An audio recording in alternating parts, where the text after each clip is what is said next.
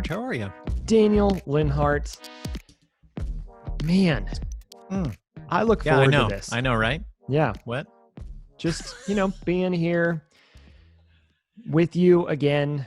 I mean, I probably haven't seen you on a Zoom call in at least 7.5 minutes, That's true. It's been too long.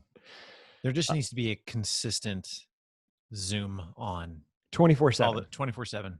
Yeah. People can just pop in whenever.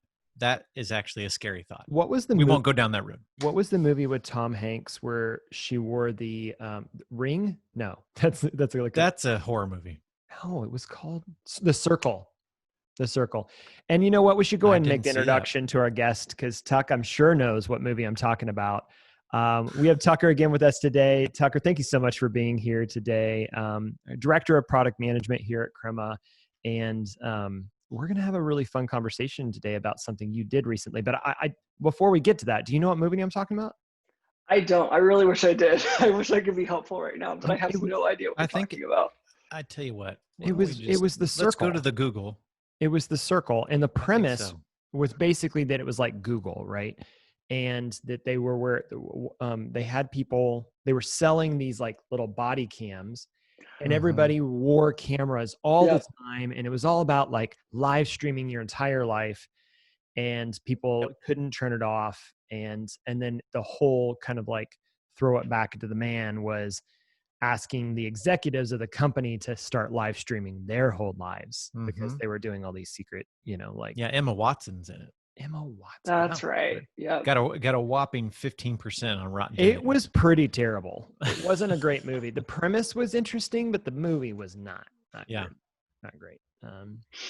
It is Tom Hanks though, right? It is. Yeah. You did a good job. We were talking the other day about what's a movie that you didn't like Tom Hanks in, and maybe that's it. That might have been maybe that's it. The one. Well, not really the premise of today's episode, but related in any way, and that's okay. We figure if anybody makes it through the intros of our podcast, they're a dedicated fan. That's right. That's right. Yeah. So does that mean that if we make it to the intros of every meeting, which is basically this, that we're automatically fans of Crema? That's true. That's true. They're gonna stick around. We'll have a low turnover if you can make it through the first 15 minutes of any meeting. That's right. Maybe that's the secret to creating secret sauce, like loyalty in your culture, is to have the most awkward and uncomfortable introductions and meetings. And if you make it through, you're in. I mean, what a way to test resilience to listen to someone like myself just blabber on. What was Derek's? I mean, one of our guys' statements. I don't know if I should share this.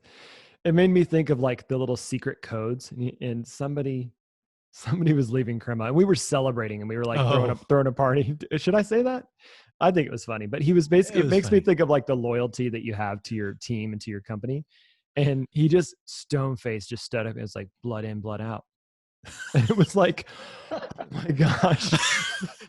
It's like not part of Crema culture. He held it so well. Oh, I would have cracked so much faster. It was good. That's how you create loyalty in your organizations. That's right. That's right. Yeah. Well, speaking of loyalty, I don't know how that transitions, but great segue. Yeah, Tucker, you took some time. You and your team and some friends took some time that you carved away from your day-to-day work, even away from the standard kind of quote unquote innovation work that we do, to regroup, to realign, to talk about a set of things that you wanted to focus down into in your craft, being product management and the product management team. Take us back a little bit to the impetus for that. What was the reason for taking this time, and what was it? What was your intention with that day? Yeah, that's a great question. So where this idea started was actually from the leadership team. So on the leadership team, we meet several different times a year for offsites to really focus in on different topics. Each offsite looks a little bit differently based on where we're at in the year and what we're trying to accomplish by the end of the year. And so after sitting in those different offsites, I realized that there would be value in doing this at a craft team level for my team. Yeah. And so we started first off in the year, actually at the end of last year, talking about the goals that we want to meet for the next year. And one of those goals was getting together as a team consistently at least 3 or 4 times in this year. And so that's kind of where it started, is it simply was a goal for our team to get together and figure out where we want to grow as a team and run an offsite for that. In our craft, we're one of the more unique crafts where we don't really get to review each other's work. We don't really get to work together on projects. You're almost always isolated from each other on a day-to-day basis. Exactly. Yeah. And so this really was a way for us to have some dedicated time together to learn. And so that's where the idea came from. The most recent version of this was specific to account management at Crema. So us being an agency, account management, I wouldn't say is typical in terms of the product management craft, but it does sit on our shoulders at Crema because of where we sit in the organization. And so while we were all practicing that to some degree, it was important that we all met together and created a shared understanding of what that looked like. So that's basically how we got to the last summit that we did. And that was our second offsite, quote unquote, all of it's offsite now. Yeah, that's true. Of the year. Tuck, you said and ironically, that. Sorry, real quick. Ironically, our first offsite was before we were permanently offsite. And it was still remote because we had a snow day. And so our last time that we were you've supposed to be only together, ever done remote. I like it. Exactly. Yep. So you said that account management sits on a product manager's shoulders based on where they sit. Sits on your soul. Yeah. Sits right there in the center of the soul.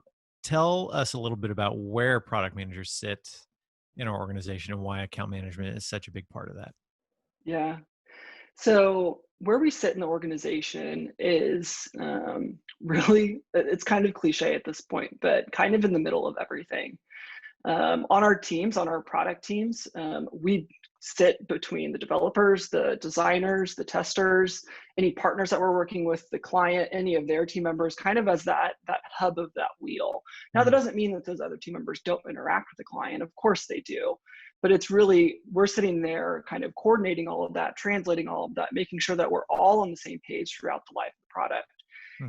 And so on a product team, that makes a lot of sense. Well, it's emulated throughout our organization because we also sit in the middle in terms of how we work with not only our production teams, but also our growth team, our overall sales and ops team, our other partners that we're pulling in. And so because of where we sit in the organization, we have a lot of context into the accounts that we're working with. And I don't think it's necessarily like, of course, our skill set plays into that, but I think more than anything, it's just the context that we have that makes it just easiest for us to take on that function. You have a really interesting perspective on so many different, like you said, contexts or influences into how what decisions are being made on a bunch of different fronts. And that is extremely unique. And I've told many people this, and we've said it on the podcast several times, that people come to Crema usually thinking we're a design studio or thinking that we're a development studio, and they stay with us because of our product managers. Not to say that the other crafts aren't great at their work, but it is that kind of special sauce of the person that's living between all those, that's trying to see the potential, that's trying to see the context, that understands the stakeholders and the users and our revenue bottom lines and, et cetera, et cetera, et cetera. That becomes a very unique, like Dan and you said, a very unique position. Well, and at the end of the day, great work isn't always enough.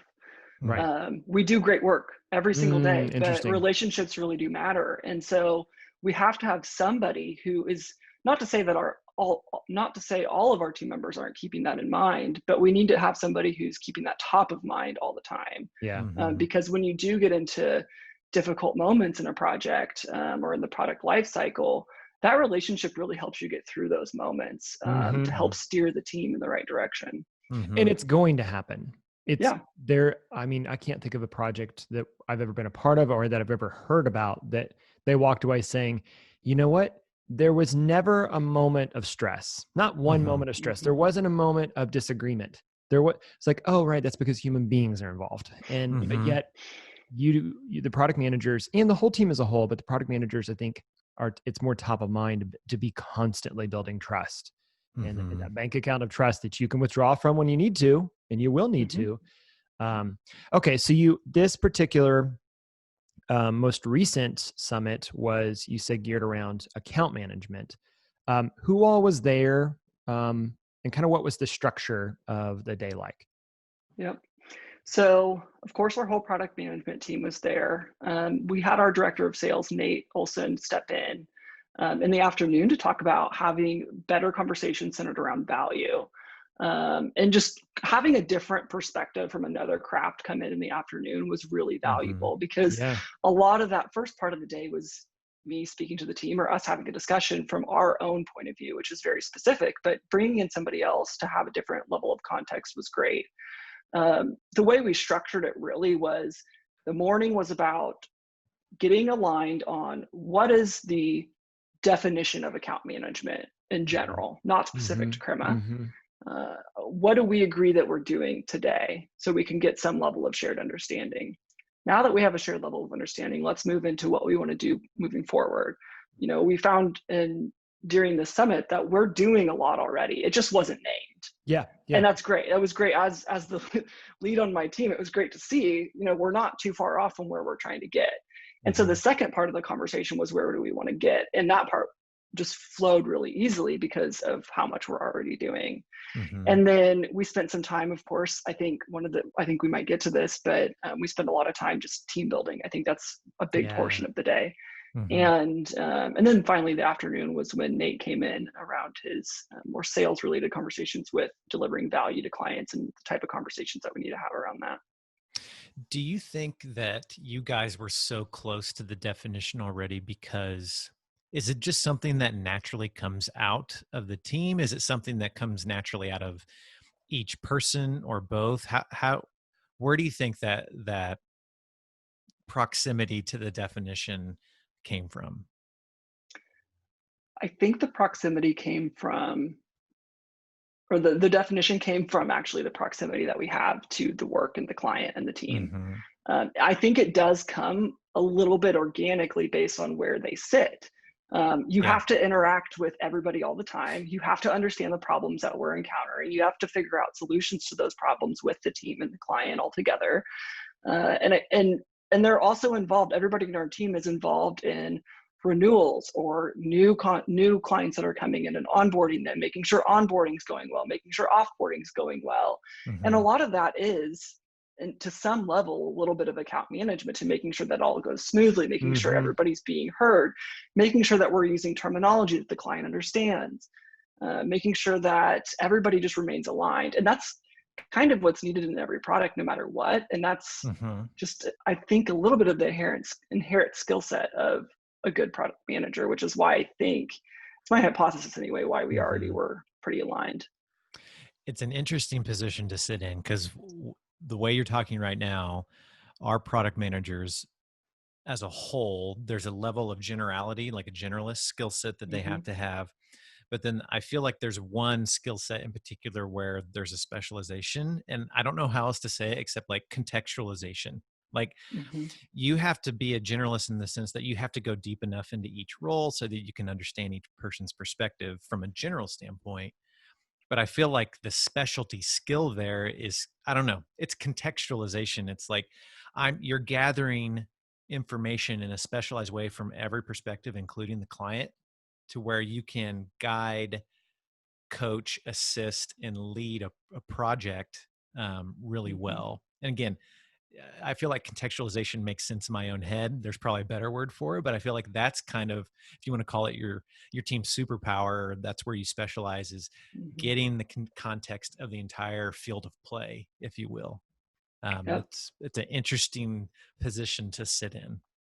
Yep. Absolutely. I think that contextualization goes even a step further when we have to communicate it back, whether that's Oh communicating yeah, to our good team or point. communicating to the client. I think Hmm. we see this when we write content that you have to get an even deeper understanding than you already had when you're Hmm. communicating it, right? And it's Right. because we're communicating so much, I think that allows them to even process it even further, to figure out what's really going on there. Oh, why did I word it like that? Is that really what's going on here? Or is the client going to understand that if we say it like that? Maybe they won't. And so Hmm. just allows that to continue to be built upon. It's really good. What was it like to get prepared for that day? I won't lie, there's always a level of a level of anxiety to make sure you're Yeah. preparing in the right way, making sure that everybody's going to understand the flow.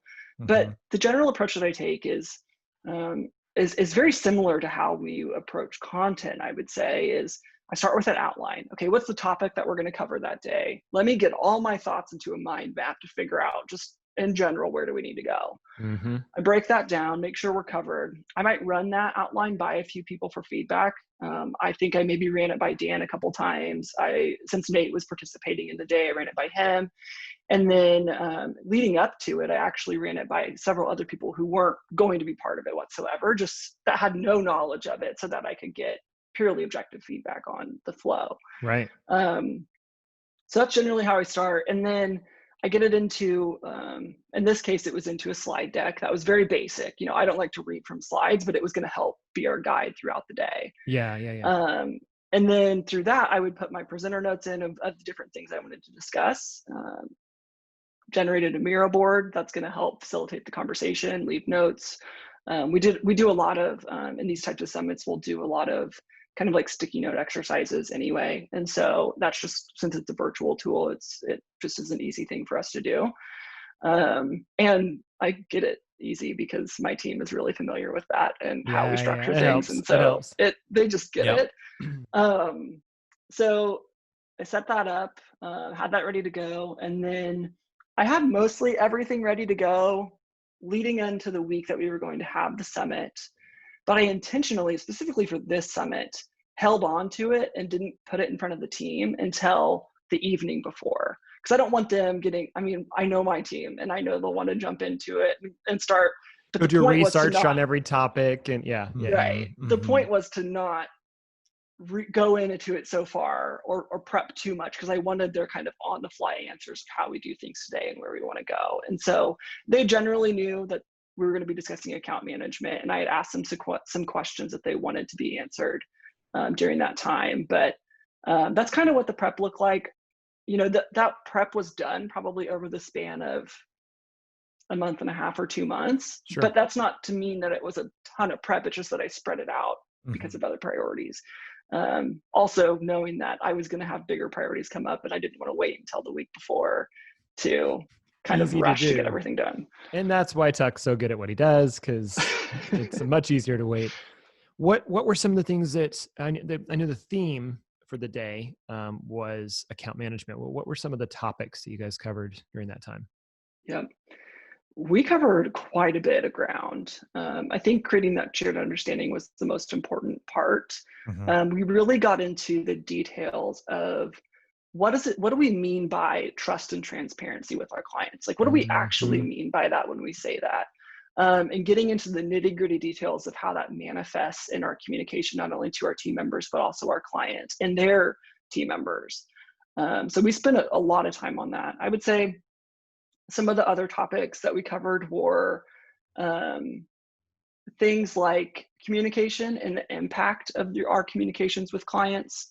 It's easy to react and send a message, and the intent of your message might be one thing, but the impact that it had to the client is a completely different thing. I see your work there. That's good.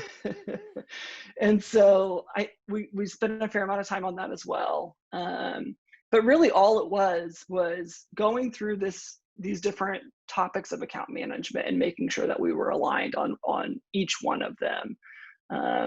And I could probably talk for an hour of all the different topics that we went through, but those are some of the big ones that we discussed. And then of course, later in the day, we discussed, what does it mean to talk about the value that we provide clients? Because it is so easy for us as product managers to zoom so far in that we're not looking farther down the road, or we're not looking at the impact that we've had so far, right? Because we're in it, and we don't take a lot of time outside from sprint to sprint to really look back. Okay, what are the accomplishments we've done over the past 6 months? Right. And what is that value that we provided, and how do we communicate that to the client to figure out where we go next, and that kind of thing. You mentioned you did some team building in there. And I know from experience that some of the best time you can spend doing a summit or an offsite or whatever is just being together. Hmm. It feels right. There's camaraderie, and especially if you enjoy the people you work with, which I believe most of us do, it's it's just nice to be together. And even in a remote fashion, just spending that time together. So, what were some of the beneficial outcomes you all saw, that you saw for the team? Outcomes Yep. from obviously account management standpoint. I'm sure there's next steps, but just in general, what were some of the outcomes being together? Yeah.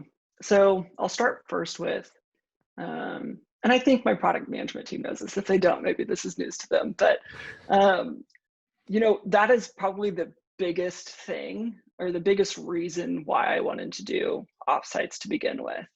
Outside, of course, there are things that we need to discuss in depth, and I think that's important, and this is a good time to do it. But more than anything, it's about having time together as a team to get Mm, to know each other better, especially right now where we're not, normally I might do an impromptu happy hour with my team or something like that. And, we've done some things on Zoom and there's a time and place for that, but it's just hard to do with just the team and it not feel super weird or awkward. And so again, that was probably the biggest outcome, was the whole team building aspect of this.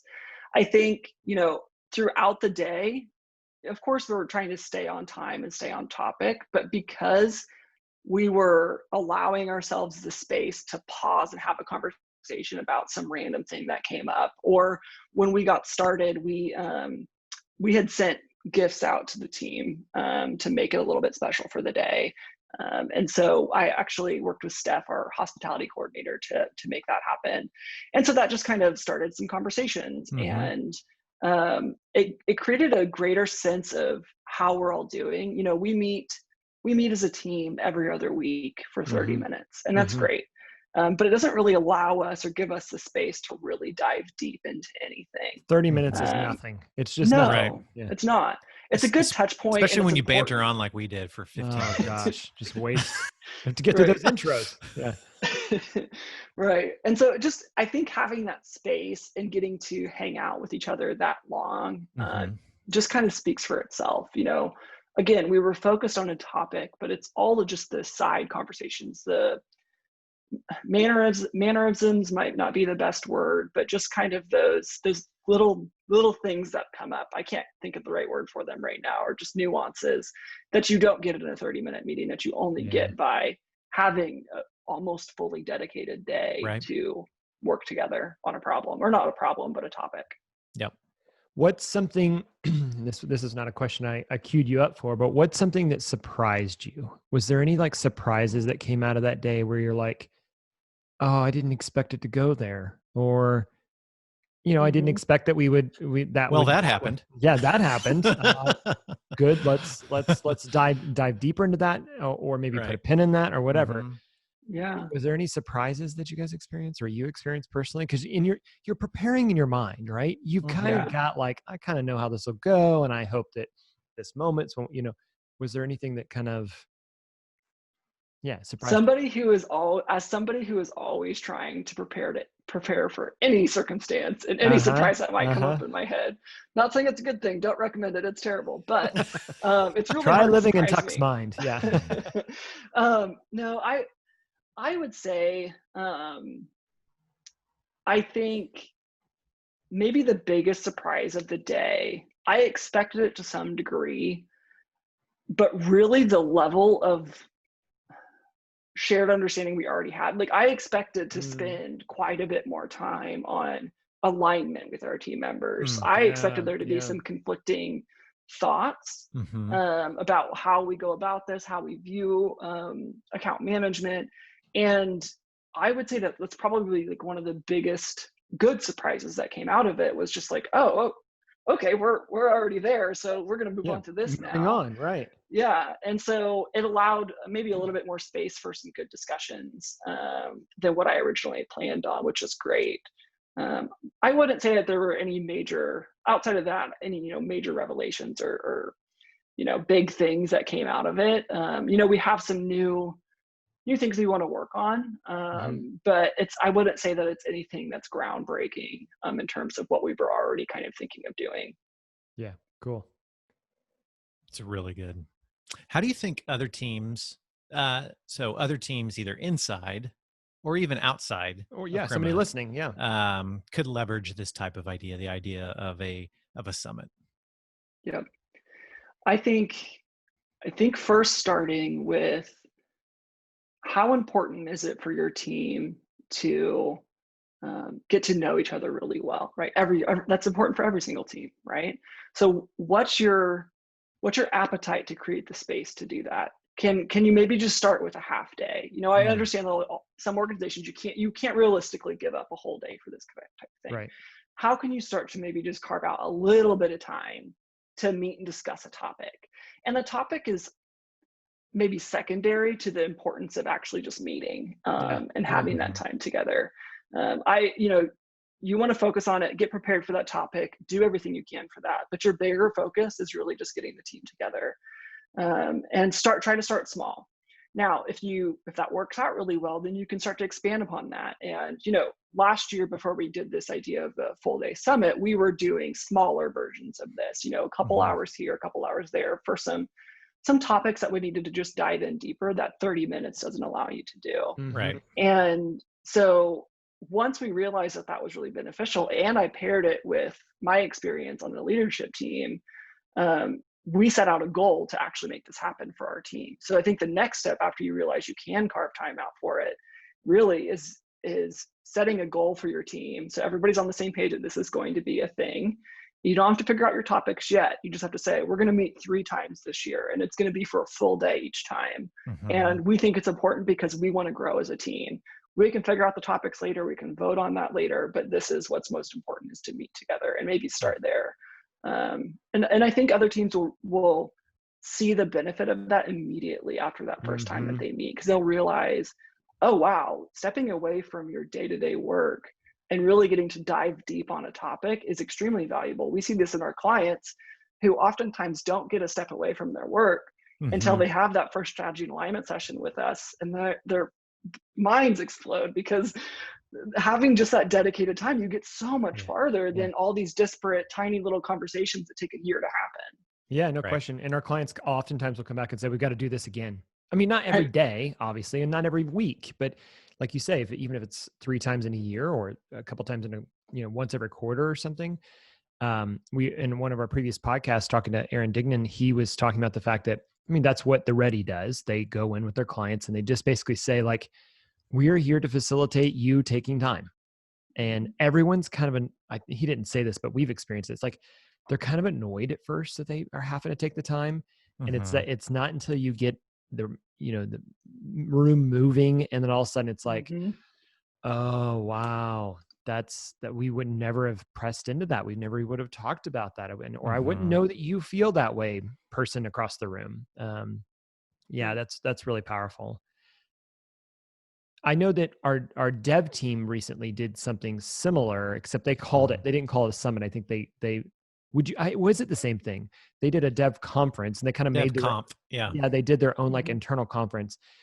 Was theirs, and maybe we could even do a podcast on this, but was theirs a kind of the same thing? Was it meant to be that, or was it different in some way? Yeah. I'm not familiar with all the intricate details of that day. Yeah, I would say it's still accomplishing a similar goal. Yeah. They're taking time away from their day-to-day work to learn as a team. Yep. They could all do this on their own time. They could all, during Lab Fridays, for example, all just watch a bunch of videos on their own. But the important part was they were, as an entire team, taking time away from client work to grow and learn together. And I think that's what's most important. I think they had different topics they could jump into based on what they were interested in. So it was a little bit different of a setup, but it's the same idea. Right. It's just taking that time. And I think it was born out of a need to do that. They wanted to have a conference. They couldn't have a conference, and they said, well, it's still important that we learn. Yeah. And so they just did it. And I think that's incredible. And just like you guys doing gifts Yep. or kind of some fun little things, I think they did badges. And so I think I love the intentionality of saying, make this a special space, like Right. make this a little bit more unique than just saying, let's get on another Zoom call or let's get in another conference room, God willing, when we get back to that. Instead, make it something that is unique, that it does create a moment that forces you to have to think of things maybe a little differently than normally would. Yeah. Good stuff. Yep.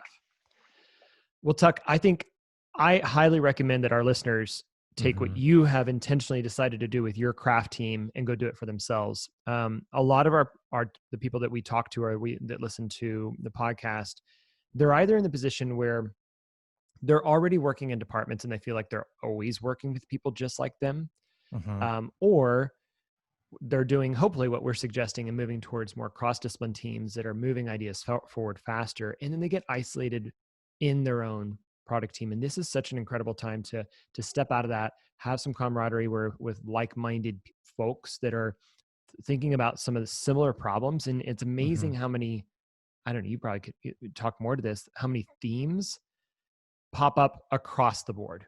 Like, even though you guys aren't working together on a daily basis, you're often all seeing very similar issues. And I think that's just a reason to come back together and say, hey, how can we all get better at this thing called, for you, product management? And I love that you did it. I'm really proud. Looking back, I always go, Dan and I will kind of carve off to the side and go, we didn't have anything to do with that. That's awesome. You created this. And I love the innovation and the creativity that comes with bringing people together, and really the humanity of it, right? That's about bringing humans together to trust each other and to do better work together. So that's what we're all about. Awesome. Well, Tuck, thanks for joining us today. Dan, like I said before, it's always good to see you. Maybe one day we'll hang out together. We'll all be in a room. In human to human interaction. Yeah. When the question is when will we be able to high five and hug again? That's I miss hugs. One day. Hopefully, maybe 187 days. So that sounds a long time. Well, as always, thank you so much for listening to the podcast. If you haven't already, make sure you go subscribe on your podcast platform of choice. There's really only one place to review, though, and that's on iTunes. So if you will, go over to iTunes. It's the worst user experience. They should pay us to redo it, but they haven't yet. Go to iTunes, find the podcast, go and scroll down, go to the review section, click on that, then open up, give us a 5-star review and a little comment about how much you love everything that Tuck is doing with the product management team here at Crema, and that you want to do the exact same thing, and then hire us in the process, because this podcast is made by a company called Crema.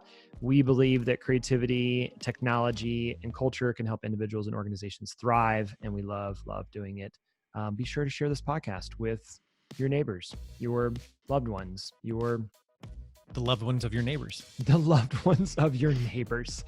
Yes. Oh, how do we get anything done around here? This is so good. It's good talking to you guys. We'll see you next time. Cheers.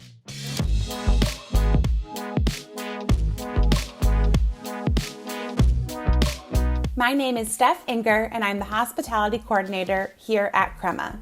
I work closely with the operations team to make sure everything runs smoothly, and also with, well, everyone. I keep the team caffeinated, hydrated, and in good spirits with team events and company culture initiatives. I also support our product teams as they extend that same spirit of generosity to our clients. I enjoy working at Crema because we're truly people first in all that we do. Option 5 is a podcast by Crema, a digital product agency that creates web and mobile apps for disruptive companies and industry leaders. We believe that design, technology, and culture can help create a world where individuals and companies thrive. Learn more at crema.us.